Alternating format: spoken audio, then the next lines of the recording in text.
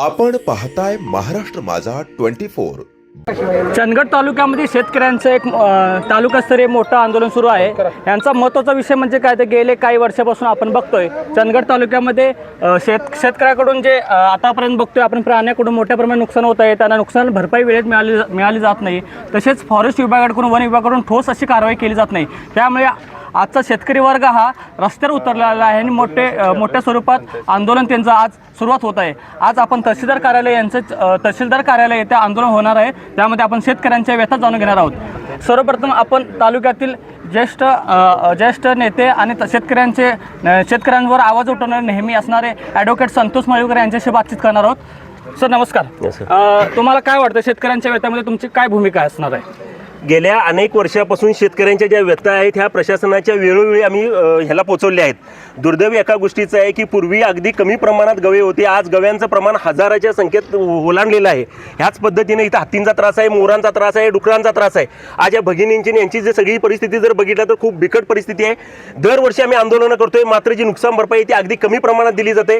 वेळोवेळी शासनाकडे आम्ही मागण्या मागून सुद्धा आजपर्यंत आम्हाला न्याय दिलेला नाही आहे। त्यामुळे हे जे आंदोलन आहे हा एक आक्रोश आहे, हा आक्रोश त्यांच्याबद्दल पोहोचायचा आहे। आणि आक्रोशामध्ये ज्या आमच्या मागण्या ज्या आहेत त्या मागणीमध्ये जी प्रमुख मागणी आमची एकच आहे की आमच्या ज्या जमिनी आहेत ह्या जमिनीमध्ये नुकसान भरपाई जी आम्हाला वार्षिक तुम्ही एकरी 1 लाख रुपये द्यावी, ही प्रमुख मागणी आहे। आणि इतर मागण्या आहेत, त्याच्यासाठी हे सगळं आंदोलन आहे। ओके, शासनाकडून तुम्हाला ठोस काही आज कोणती कारवाई करणार येणार आहे किंवा ह्या गेल्या 6 महिन्यामध्ये त्यांच्याकडून ठोस असं तुम्हाला काही आश्वासन किंवा काही ठोस उपाययोजना करण्यासंदर्भात काही बोलण्यात आलं आहे? कारण तुम्ही मागच्या वेळेला एक मीटिंग झाली, त्या मीटिंगमध्ये सुद्धा तुम्ही स्वतः होता, काही शेतकरी बांधव होते, तर त्यावेळी तुम्हाला शासनाकडून किंवा अधिकाऱ्याकडून काय सांगण्यात आले?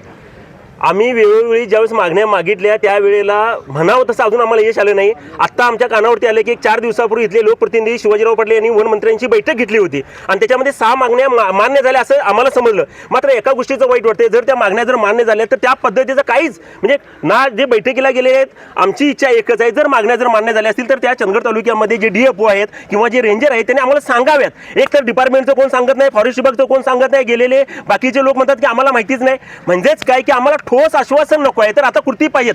कंटाळेत लोक आणि हिथली जी व्यथा जी आहे ना, जसं ज्या पद्धतीने विदर्भ मराठवाड्यात ज्या पद्धतीने आंदोलन होत आहेत तिथं मात्र तुम्ही नुकसान भरपाई 500 हजार कोटी देताय। आणि चंदगड तालुक्यामध्ये आम्ही परवा इथं आम्ही नितीन पाटील मनमाडकर सर आम्ही सगळे जेव्हा गेलो त्यावेळेस आम्हाला एक गोष्ट तिथं समजली, 2 फॉरेस्ट विभाग एकीकडे 2.5 कोटी रुपये आणि एकीकडे 2 कोटी। अरे एवढ्या मोठ्या जंगलामध्ये एवढे शेतकरी आहेत, तुम्ही 4.5 कोटी रुपये देताय।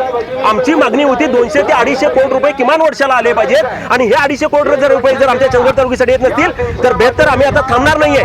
आता बंदुकीच्या परवाने तुम्ही काढून घेतला, एकीकडे डुकरांची अवस्था जर बघितला तर अक्षरशः सगळ्या शेतकऱ्यांचे होते, इकडे जर चौका आता बघा काय अवस्था आहे, जर सांगा काय अवस्था आहे बघा ही। म्हणजे जर एवढी वाईट अवस्था आम्ही का थांबावं?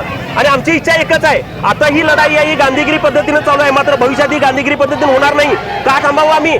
एकीकडे घरातनं बाहेर पडणं अवघड झाले, दुपारचे सुद्धा आता गवेरेडे बाहेर पडाले।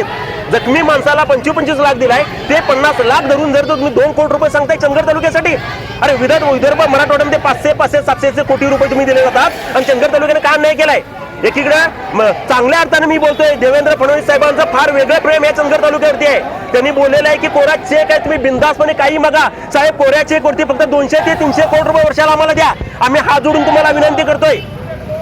शासनाकडून तुम्हाला आता ठोस उपाययोजना म्हणून तुम्ही त्यांना काय आवाहन करणार आहे शासनापर्यंत तुमचा आवाज पोहोचवण्यासाठी? आता हा मोर्चा चालू होणार आहे, ह्या मोर्चाचं नेतृत्व कुणी आम्ही सर्वसामान्य करत नाही, ह्या आई भगिनी आणि हे सगळी चंदगड तालुका जनता याचं नेतृत्व करायला। कारण काय, इथून पाठीमागचा इतिहास तोच आहे। EVH ज्यावेळेस आला त्यावेळेस नेतृत्व नव्हतं, सर्वसामान्य जनता रस्त्यावरती आली, दौलत साखर कारखान्यात सर्वसामान्य जनता रस्त्यावरती आली। चंदगड तालुक्यातील सर्वसामान्य जनता जेव्हा रस्त्यावरती येतंय तेव्हा काहीतरी घडतंय, तेव्हा फॉरेस्ट विभागाच्या प्रशासनानं आणि शासनानं दोघांनी लक्षात घ्यावा, हे जे काही चाललंय आंदोलन हे जरी तुम्हाला शांततेचं वाटलं, भविष्यात जर बातमी तुमची, साथ आमची।